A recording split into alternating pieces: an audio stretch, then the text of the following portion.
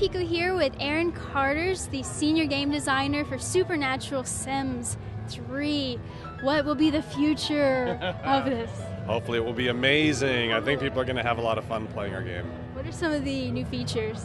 Well, the big thing is we have 4 new types of supernatural sims. We have vampires, witches, fairies, and werewolves. We also have new types of ghosts and spirits, and we have zombies. How so is it going to differentiate besides the characters? Well, the biggest thing that's new is that you can actually create these sims from scratch, and we've never been able to do that before. So you would meet them out in the world, and then maybe you could bring them into your house, but now you can actually create them from the very beginning, and you can make little baby vampires or teenage fairies or, old lady witches, and then you can create a whole household full of these characters. So that's the really big new thing that's never been done in The Sims before. Where does the decision come to make something like Supernatural or Seasons, or how do we know what the next pack's in?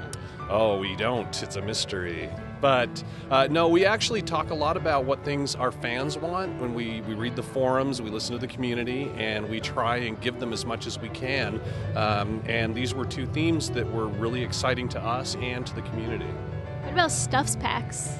Stuff packs, it's the same thing. Sometimes a stuff pack is a really great idea that doesn't feel quite big enough for an expansion pack, and so we just are able to give them more toys to play with, but the expansion pack really should be a really big experience, and these are both very big experiences. What is the best feature of the Supernatural pack? Oh, that's like choosing between my children. There are just so many really magical moments in the game. I think one of the really fun things is that we have a whole new system where you can create elixirs, and so you can go out and find these really cool ingredients out in the world like gems and herbs and flowers and things like that, and then mix them together into different elixirs, and they have really awesome properties where they can do really good things to help people, or they can curse them, they can even turn them into zombies, but they can also turn them back out of being zombies. Playing with that elixir system is a really cool part of the game, and then it ties to a lot of the other things you do, like werewolves are really good at hunting for these ingredients. The witches are great at casting spells. The fairies can play pranks on each other or on other human sims. There are just so many really fun things to do, I can't really pick one. Do we have new career choices?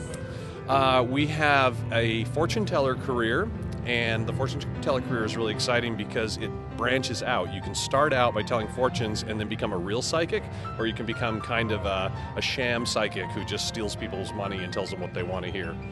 We also, by the way, one other thing is that we love the idea that all of these supernatural sims can go have real regular sim jobs. So they can go work in business or medicine or whatever, and it's a really fun storytelling. So if a witch sim were to get together with a vampire sim, what would we get? Well, like we always do in The Sims, it's just a random chance whether or not they take after the mother or the father, but they can share the traits of the parents. And so, for example, you may have a vampire who has one of our new traits, which is the brooding trait, where they like to stare out the window and think about the hopelessness of life. But that may be transferred over into their child, but the child may look just exactly like their witch mom. When can we get our hands on this? September 4th. Awesome. Thank you so much for hanging out. Welcome.